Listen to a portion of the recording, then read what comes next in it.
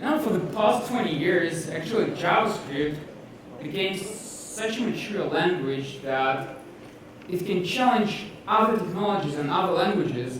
So stuff that we used to do in C or C++ now can be done in JavaScript. For example, writing peer-to-peer networks now can be done with WebRTC. So today I would like to invite Or from StreamRails with his binary inventions to show what more can be done. Please welcome Or.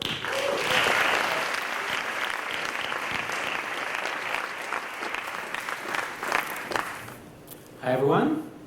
All right, so my name is Or, CTO at a company called StreamRail. For those of you who haven't heard about StreamRail, we're a startup here in Tel Aviv, doing cool video delivery over WebRTC and stuff like that. And today I'm going to talk about the binary data things that you can do in JavaScript. So yeah, we'll start with maybe a bit of a background about what's been done in recent years. Then we'll see what's new, so the evolution in the browser. And then we're going to take a deeper look into our tools, so the type system, inputs and outputs in binary JavaScript. And then we're going to see how we can actually solve practical, cool problems using these kind of things.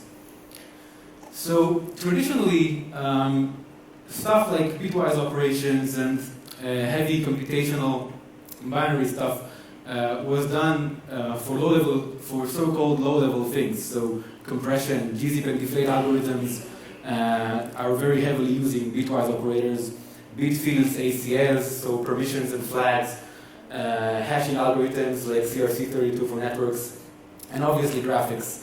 And inside of JavaScript, at least up until a couple of years ago, we mainly use this to solve weird issues. So weird issue number one. HTTP post to a server, basically sending a JSON with a score of 42, yields a server error saying that float 64 is not an int. But we were sending an int, right? 42 is an int. Well, as it turns out, in JavaScript, the type of pi equals to the type of 3. That 3 equals, that is. So in JavaScript, all numbers are type float 64. But as it turns out, all bitwise operations are 32-bit. So you can do things like type coercion, so parsing an int using these kind of methods. So you can take a number and OR it with 0, which basically yields the exact same number, only in 32 bits, so you get an integer. And you can use the same concept like notting a number or shifting it to the right with 0. And on the bottom, you can see like more traditional methods. So, for example, parse int. And as it turns out, if you take all of these operations and JS-perf them, you found out that actually parse int lags significantly behind all other methods. So next time you want to parse an int, you may want to consider using a bitwise operator. So browsers have evolved since the days of doing just those weird kind of things in JavaScript with bitwise operators. So at the heart of this evolution is the type system. So we have blob, basically a container of binary data. It can contain anything, a file, a video, audio, whatever. Array buffer, which is like a blob, but it has fixed size, and you can mutate it using views. Typed arrays, these are the views that you can use to mutate the array buffer. And data view, which is kind of a parser of blobs. So for example, if you would receive a large array buffer from a network message, and that array buffer would be structured in such a way that the first few frames would be ints, and then you'd have floats, you might want to use data view to get different typed arrays from that array buffer. And obviously to do something with input methods, and in fact all of the substantial browser APIs have evolved to support binary operations. So XHR2 request has XHR2, where you can request a response type of an array buffer, and instead of getting a JSON or something, you just get bytes. File API, Canvas can let you get binary representations of images, and you can also receive binary data from WebSockets and WebRTC. And after we got the data and we processed it, obviously we want to project it somehow, and this is where the outputs come in. So we can actually take a blob of bytes and append it into a video buffer using media source extensions. We can draw our stuff into the canvas. We can send binary data over WebSockets or peer-to-peer using WebRTC. And we can also pass binary data to the WebGL binding. Now, typed arrays are fast. And the reason why they're fast is that in the days where WebGL was just developed, they found out that using native JavaScript arrays would just not work. Basically, what happened was that they passed millions of vertex data into the WebGL binding, and WebGL had to convert each JavaScript element into a native element. And this was practically unbearable. And that's where at Mozilla Research, they kind of like started thinking about this thing called typed arrays. And that's why we have them, and they're really fast. Typed arrays also have a native Endianness to them. So maybe just a few words about Endianness. So the CPU reads and writes from memory, and in memory, we organize stuff using bytes. And you can basically do this in two main conventions, right? So if you have this hexadecimal number here, so 1 till 8, and you want to store it in this memory unit, so we have 4 elements of 32-bit integers, you can basically decide that you start with the least significant int, so 78, and put it at the earliest memory address. This is called little endian. And the reverse is called big endian. And one thing that makes typed arrays fast is that they use the native endian of the system. So, for example, this here is a Mac. It uses an Intel processor, which uses a little endian architecture. Meaning that if I request a binary array from XHR2, I will receive the bytes in little endian representation on this machine. This is good, this is fast. I can just pass it along to WebGL, for example, and it won't have to reorder the bytes. But it also has some pitfalls. So if, for example, I will send this same stream over WebRTC to a peer, that guy has to take care of doing the reordering of the bytes in case he's using big endian. Practically all microprocessors today use little endian because it's Intel. One more thing that the data view that I discussed earlier can be used for is basically requesting typed arrays in specific endians. So that's not used for. So people have been doing really cool stuff with array buffers and with this entire barring Arsenal thing. So the situation today is that video streaming is still being done with plugins a lot. So Facebook uses Flash, Netflix uses Silverlight, and this is really bad. This is really bad because, well, for once, I don't want to install a plugin just for one site. And you know, all of these plugins are practically irrelevant on mobile. So there is an effort of transitioning these things into pure JavaScript. The reason why it's been taking so long is because up until now, you could only feed a video tag with the URL of the media source. But now with media source extensions, you can basically implement any streaming protocol in pure JavaScript. Just grab the files, just grab the bytes of the video using XHR2, do whatever you want, and then at the end, append them into a video buffer using media source extensions. Now, YouTube does this today. This is why if you try to check out the source of the videos on YouTube, you'll probably see a blob URL. For premium publishers like Netflix, this is not enough. So they also want to have their content encrypted so that you cannot just copy the media. And we won't get too deep into this, but we'll only say that there exists an encrypted media source extensions, which is like media source extensions, only that it works with encryption keys. And these encryption keys are actually array buffers. One other really cool thing that you can do, combining media source extensions with WebRTC, is fully implement swarming protocols like bittorrent, completely in the browser, without any plugin. So there is a rather famous open source project called WebTorrent, which does exactly that. Basically, you can see there like a fully fledged, fully blown BitTorrent implementation in JavaScript, so stuff like DHT, core algorithm, and so forth. It's like popcorn time in the browser, completely in JavaScript. So next thing I want to discuss is Asm.js. So Asm.js is a really neat way to write the really good binary JavaScript easily. So on the left here, we see a strlen from the FreeBSD kernel. It's written in C.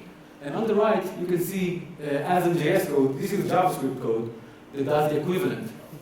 So the C function is pretty straightforward. Grabs a pointer to a string, initiates like a temp pointer, then it advances the original position of the pointer until it reaches null. Null is the string terminator in C. And then it returns the difference between the pointer that we counted and the original position. Now, if we look at the equivalent in JavaScript, we see like a few things like pop to mind, right? So first of all, you see that we get a pointer.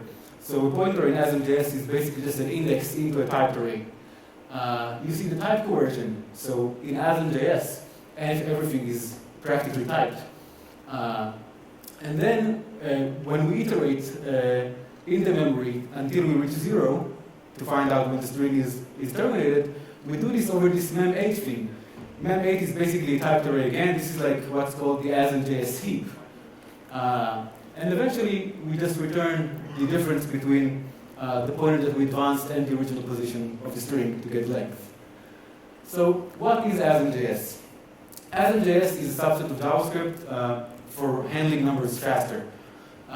So since it uses stuff like practically typing and stuff like that, valid Asm.js code can actually be compiled ahead of time. So in Firefox today, OdinMonkey, which is inside SpiderMonkey, can actually do this. It uses typed arrays as memory, so you manage memory manually, and therefore there is no garbage collection, which only adds to the speed. And it is also supported on pretty much every decent browser today. So even on Chrome, although V8 does not perform ahead of time compilation of Asm.js code, it does enjoy things like easier type inversion, because everything is practically typed. All additions and subtractions are 32-bit numbers. And an Asm.js module also has a nice dependency injection pattern where you can basically supply the model with stdlib. It's basically a reduced version of the JavaScript math object, an FFI, or foreign language interface, basically something like, for example, WebGL that you want to draw on, and the heap, which is simply an array buffer. This benchmark here is just to show that even though Chrome, for example, does not perform ahead-of-time compilation to valid Asm.js code, it still enjoys it to a really great extent. So you can see that most of the time, both Chrome and Firefox are slower, so the JavaScript equivalents of native code are usually slower, like almost twice as slow as native. This is still like 20 times faster than normal JavaScript. And Chrome is lagging a bit behind Firefox because it does not perform the ahead-of-time compilation. Now, writing Asm.js code is hard. Basically, no one pretty much does it by hand. And the reason is because it kind of feels like writing assembly. This is why it's called Asm.js. So instead of worrying about things like microprocessor architecture, you need to worry about heaps, and probably to begin with, you would probably use Asm.js to perform complicated mathematical operations, and this does not add. And this is why, to produce Asm.js code, usually we use transpilers. So the most famous one is called Emscripten. It's written by Alon Zakai from Mozilla, Cryptcan on GitHub. And basically, what you can use Emscripten for is transpiling existing C and C++ code bases, and in fact, any code base that you can compile to LLVM into JavaScript, so into Asm.js code. So you've probably seen amazing demos of Unreal Tournament and stuff like that using this. And in fact, Asm.js is used to perform transpilation of huge code bases. So SQLite, Banana Bread, the 3D Engine, even Java virtual machine. And these kind of code bases would be practically impossible to port by hand to JavaScript. But you can also use Asm.js to do an Emscripten to transpile simple C++ stuff. That would be very great sometimes because you would enjoy decades of work being done on LLVM, which is basically all sorts of optimizations done only for compiled code. Another really cool feature of Emscripten is that it is actually able to provide automatic translation of OpenGL calls to WebGL. So if you would have a function that would map directly to WebGL, and there are more than a couple of those, you would get the translation to JavaScript and WebGL for free. Now this is useful not only for graphics, but also for basically anything that you can try to execute on the GPU instead of the CPU. It was always really good. One small tip from production use is that you might want to use Emscripten from Docker. So installing Emscripten basically requires that you install several other stuff. So if you don't want to pollute your machine, you can already use existing Docker Hub images or build your own. So amazing 3D demos like running Unreal in the browser is cool, but how can we use this stuff in real life? So this is one thing that we at Streamwell actually came across. So we found out that on certain Firefox instances, MP4s would just not play.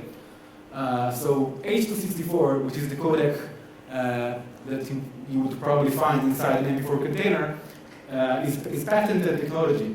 And this is why Mozilla does not include it inside Firefox. So if you can play MP4s in Firefox, which you probably can, it means that you already have an H.264 decoder on your operating system. But some people, so weird Windows XP users, don't have these. So we set out to solve this problem completely in JavaScript.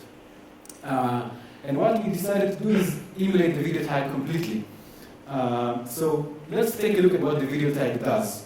So the first step is to obtain the bytes of the video, obviously. This needs to be downloaded. Then you need to decode the video to extract the frames, because it's encoded with X64. And then eventually, when you have the decoded frames, you want to animate them to create the illusion of a video. Now it turns out that all of this can be done completely and purely in JavaScript.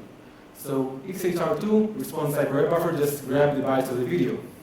Then once you have the bytes of the video, you can, using Emscripten, for example, transpile a native C++ H.264 decoder and use that to decode the bytes. And once you have the decoded bytes, you need to render them somehow to a canvas or whatever to create the illusion of a video.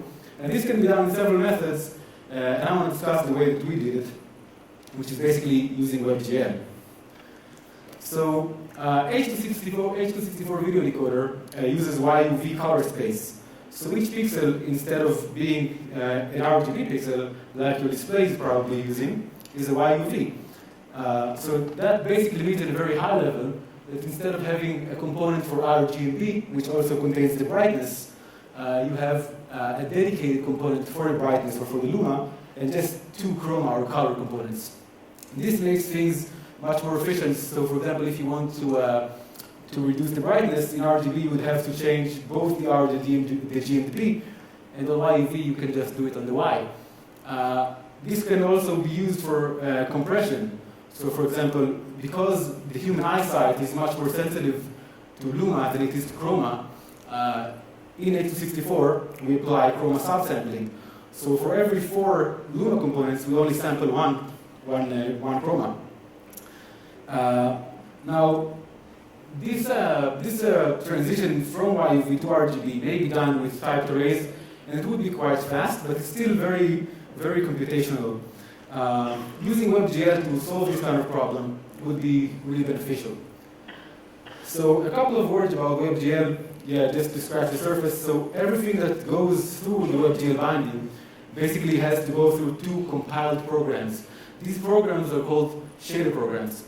So the first one is the vertex shader. Basically, so this is the guy that gets an array, a typed array of positions, and basically translates them into 3D space on your 2D display. And then you have the fragment shader, which basically assigns color and light to all of the fragments. Now, this little function here demonstrates the concept of transforming YUV to RGB. So first of all, we want to extract the YU and V bytes out of the picture. So for every picture that we decoded, we would call this thing. So as explained earlier, basically we have the luma size, which is equivalent to the entire picture, and then we get 1/4 of that because of chroma subsampling. So we shift it to the right by 2, and we get 1/4 of the size, and basically we slice the typed array at the appropriate indices to create WebGL texture objects. Now, this is where the fun part is. So our fragment shader basically contains a program in GLSL. This is how fragments, how shaders are written. You can actually write this inline inside your HTML, or you can feed it into the WebGL object.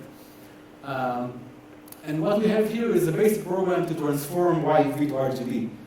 So basically, we see the YU and V textures that we input into WebGL, as we've seen in the previous function. And then we have this 4D matrix. These are basically the values you see here are actually the coefficients from the known formula to transform YUV to RGB. And then basically, for each fragment that goes to the fragment shader, we perform this matrix multiplication between the YUV to RGB matrix and the input, which is the YU and V textures. Cool. So maybe let's see it in action.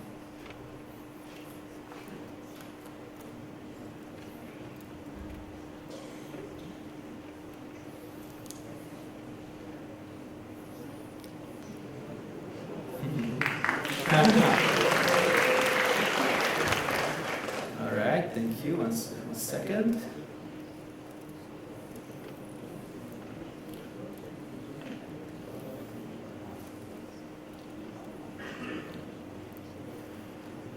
Okay. So what we see here is a video playing in the background in HD.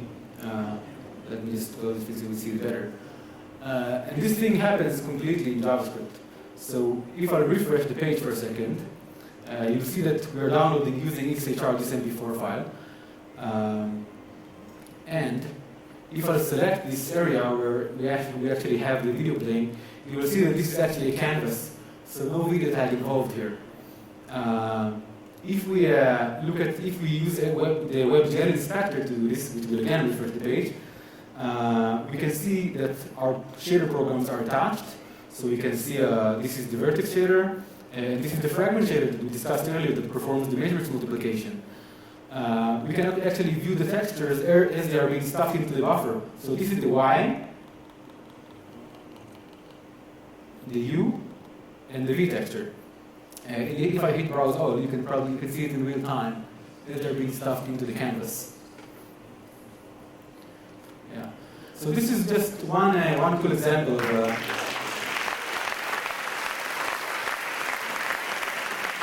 Thank you very much.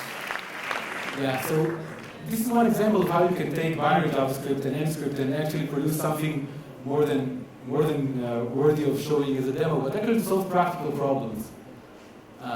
Yeah, that's it pretty much. Thank you.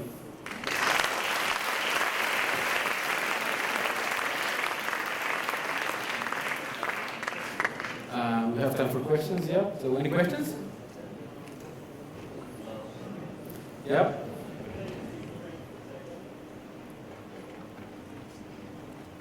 I'm sorry, can't hear you? Yeah, well, it depends on the implementation. So the original video can be encoded in 60 frames per second, in 30 frames per second. In this particular implementation, we basically support maximum of 30 frames per second.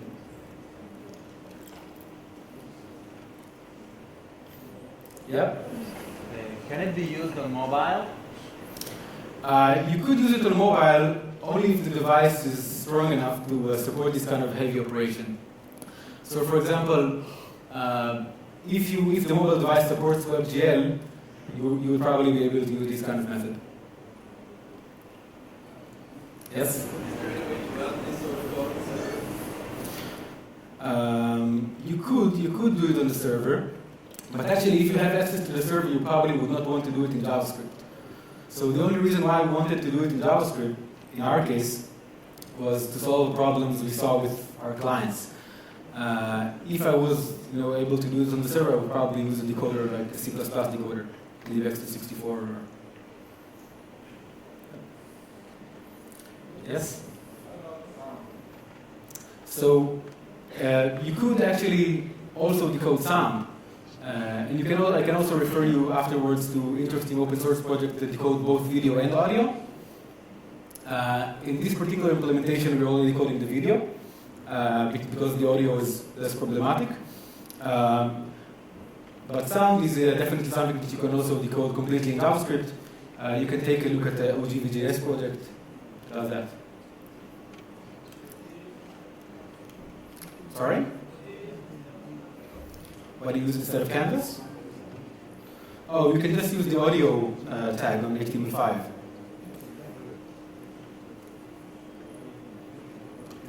Yes? I'm sorry? Oh, it's called WebGL inspector.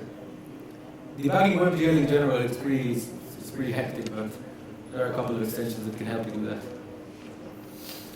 All right, people, thank you very much.